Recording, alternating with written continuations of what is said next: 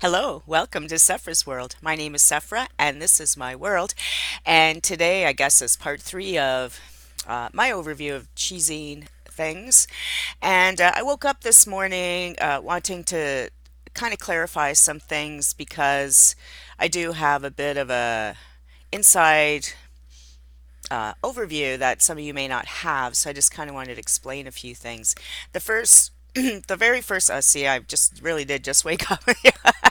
One of the first things I do just want to point out quickly is that Michael Rowe and Chesia Burke appeared to be building bridges instead of walls. Okay, now moving on, I was thinking a lot about how people are throwing around these ideas of grants, and some people are getting quite specific about government grants. And I figured I should maybe explain a little bit of the grant system to people who do not live in Canada or Ontario, how all these things work. Now, in Canada, as you know, we have socialized medicine or free health care, or however you want to slice it. And we also tend to help out our artists. We have artist programs, and this may be unique to Canada, but maybe elsewhere in the world because even though I know about Canadian things, I don't know what happens in the States or Australia or England or Russia and so on. So every country deals with its artists in a different way. Now, when I went to university in 1982, uh, I studied creative writing, screenwriting. Played violin in the orchestra, sang in the choir, and so on. But anyways, in my writing courses, especially in the film courses that I took, not just screenwriting, but I took several film courses. Uh, every course at some point would spend a lecture on the grant system, how to apply for grants, and that you should really consider grants as part of your income as a working artist in Canada. And back then, there were different types of grants than there are now. Some are exactly the same and so on. And then also another thing I'd like to say is that I am chairman of the membership committee here at Lakeshore Village Artists Co-op. And one of the criteria in looking at applications for housing here and to be part of our community is to see if you have received any government grants, Canada Council, Ontario Arts Council, and so on, because receiving a grant is kind of a professional recognition that your work is good. However, I always jokingly say, and I'm new to this chairmanship here, but I always jokingly say that it's not necessarily that your art is considered good enough for a grant, but you are obviously very good at writing grant applications. Because there are many, many talented people who never receive grants and who really should, but they just don't have the secret to success of how to write grant applications because they're very specific things that the various levels of grants are looking for, and most of us do not know what the secret combination is. So people who are good at writing grant applications tend to get grants over and over and over again. And quite frankly, anyone who receives grants, you can just go and look it up. It's always public information. You can see the lists of people who've received grants. You might be surprised at some of the people who you read who actually have received grants over the last 10, 15, 20, 30 years. Margaret Atwood is always receiving grants, you know.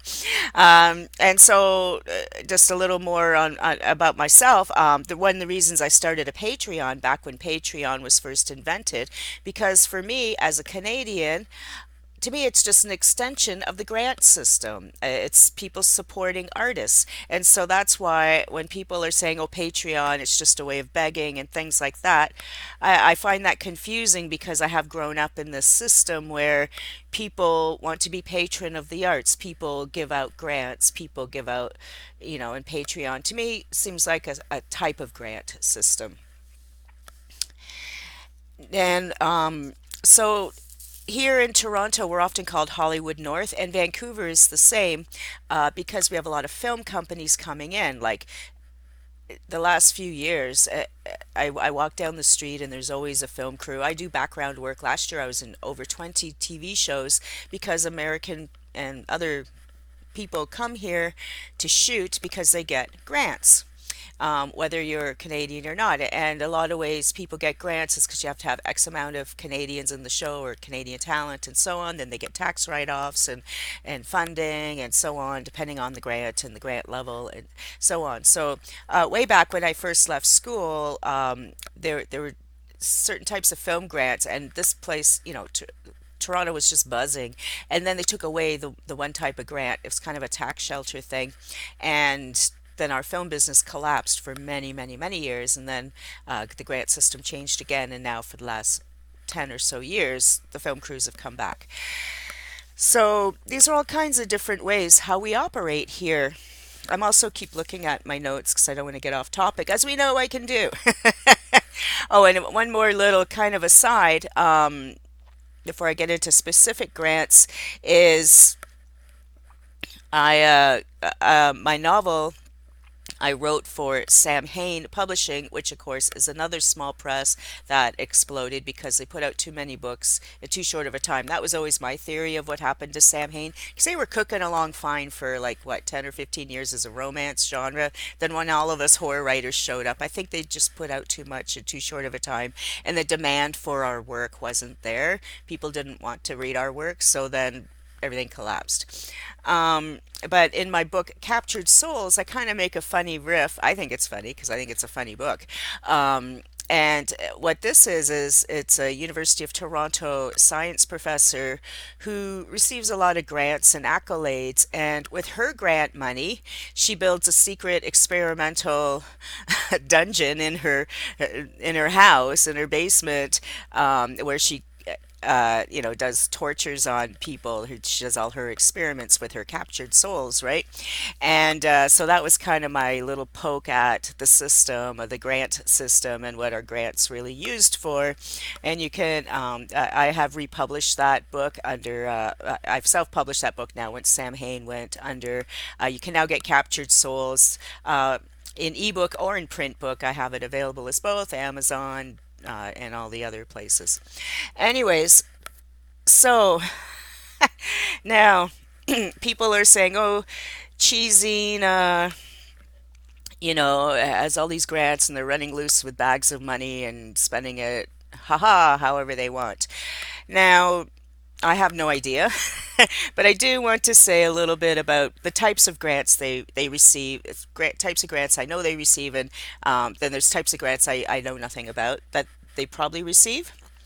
So basically, to get any kind of grant, whether it's a Toronto Arts Council grant, which I believe I read on someone's wall that Cheesy never did get a Toronto Arts Council grant. I've never gotten one myself, just as a writer. I certainly wouldn't be applying for the same grants they do because they're publishers, right? So there's various operating grants and things like that you can apply for. And then there's Ontario Arts Council grants because we're in the province of Ontario. So the Ontario Arts Council has all types of grants that, writers like me, individual writers, can apply to, which I never get. And, then publishers, dancers, musicians, all the arts are included in these grants. And then there's the Canada Council grants, which again are other types of grants, various things. I've never gotten one of those either. So first I want to start with, yeah, so when you're applying for grants, you have to send in a proposal. Now, most of the grant application system has just moved online. 'Cause, it's a government. It only takes, 10 years. They're always 10 years behind, but now everything's online. So to apply for a grant, there's like so much paperwork, and this is why a lot of people just get discouraged anyways. I often don't even bother applying for grants because, it's a full-time job for about a week. You have to send in proposals, you have to itemize money, and send in, as a writer, I would send in sample of my work. I don't know what publishers send in or what benchmarks they need, but you have to say how you're going to spend the money and so on. And then once you receive the money, you have to send a report showing how you spent the money. And all these reports are public, and everyone has to do it. And you can't get a new grant until you've shown your accounting for your old grant. So this is why I'm doing this video, because I think people think that cheesing just takes the money and does what they want with it. But it's not quite that way when it comes to these grants because they are accountable for how this money is spent. So hopefully, well, I would imagine they have kept records or they wouldn't keep getting new grants, right? Don't you think? Doesn't that sound logical? So the types of grants they that I can see that they've probably been getting, the first one that comes to mind is the one for their ChiZine reading series. Now, the reading series, for those who don't know, started about 10 years ago, and once a month, ChiZine puts on a reading series where they usually have three or four readers. One or two, or maybe all three, might be actual ChiZine published authors, but usually they're not. Usually it's people from all over the place. They've even had people come in from England to read at the series. Lots of you have read at this series. I personally have read at the series three times. I think the last time was about 2 or 3 years ago. And with regard to the reading series, if you read at ChiZine reading series, you get paid. And the payment, I can't remember exactly what it was, but it was between $100 and $150. So, of course, everyone wants to read at the reading series. Maybe not everyone knows we get paid, but yeah, that's nice and it's wonderful. So, obviously, they spend their money properly for that because we all get paid. And then they have some of repeat performers, I guess, as you might call it. They have Kari Marin, who plays the a banjo and some other stuff, makes little spoof songs. I don't know if she gets paid every single time she performs. A couple of other people have done music or things for the series on a regular basis. There's for a while they had a different master of ceremonies than Sandra, and I don't know if he got paid or not with that grant money, right? And every cheesing series I've been to, when Sandra or whoever's emceeing, they always thank the Ontario Arts Council, I believe it is, or maybe it's Canada Council, but they do thank the grant people. And they also pass a hat to help with other types of expenses because I think the idea is that the grant for the reading series pays for the authors that are being paid to read, but then there's other operating expenses. I'm not sure how much they pay to rent the bar because where they have the series, they take over the entire bar for that entire night. That's the cheesing is the whole bar, which is great because then you just come in. And another great thing about reading at a cheesing series is that there's always going to be an audience. And so, we've all done readings where you like three people are there, but at cheesing, I know some people have likened it to a cult, and I used to kind of joke, think that was funny and say, yeah, it is a cult because it's the same people. But now we're in a time where maybe that's not so cute anymore, but that there would always be an audience for your reading, and so you could promote new work. And like I said, I've never published with ChiZine ever, so but I read from Captured Souls, and I've read from um, other pieces of my work too over the years there, and got paid. So that would be one type of grant that they had.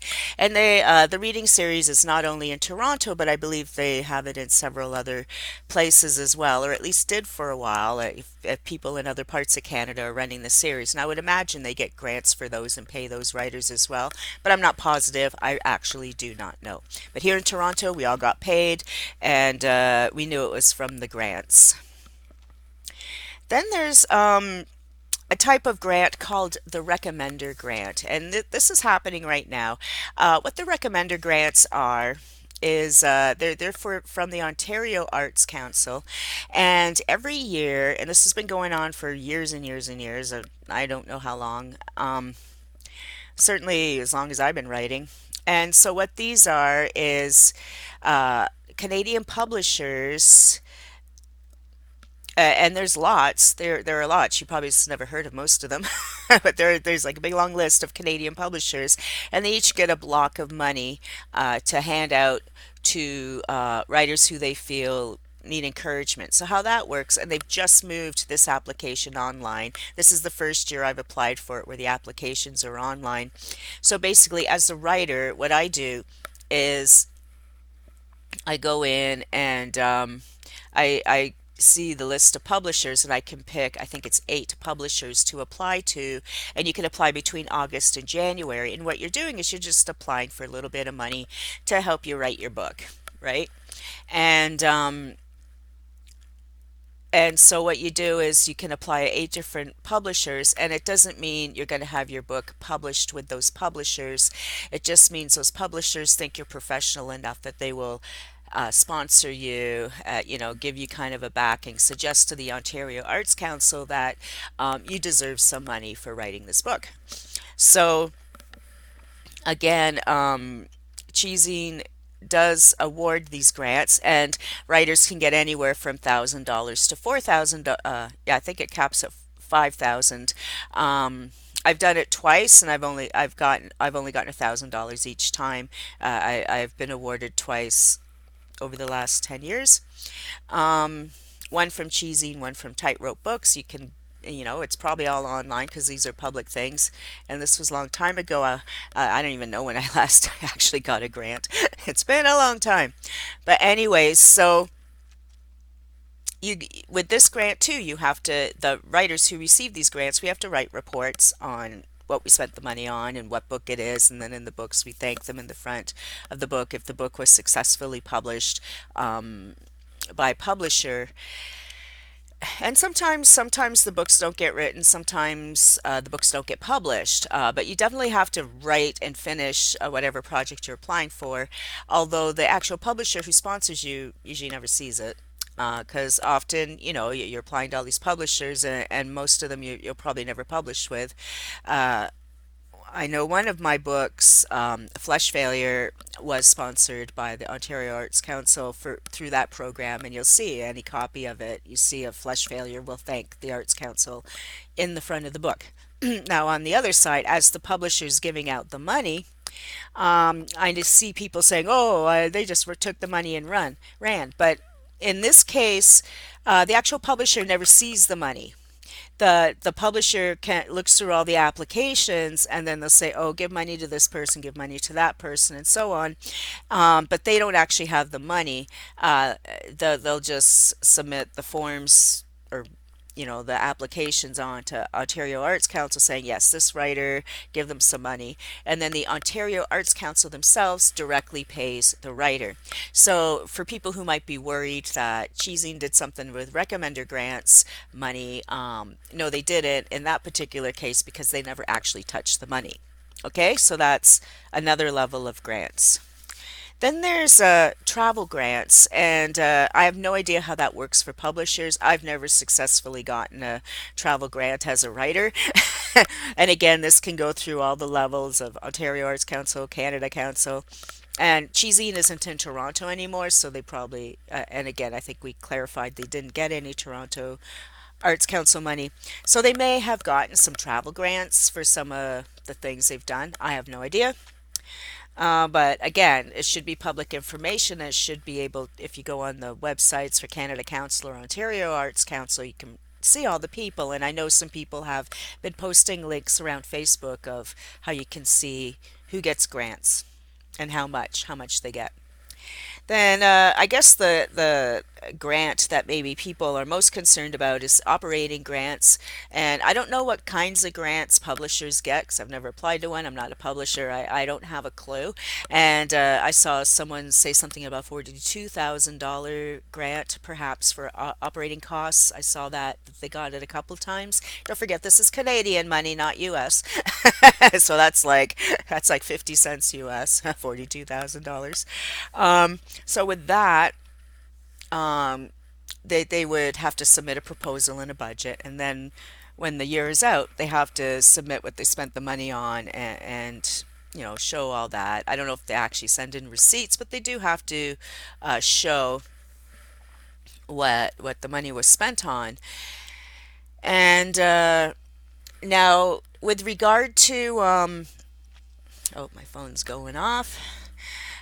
With regard to people saying, oh, they got all these grants, why weren't the writers paid? I could tell you right now, and I don't even know what's involved with any of these grants, but I do know that the Canadian government would never pay writers' royalties with grants. There's no way.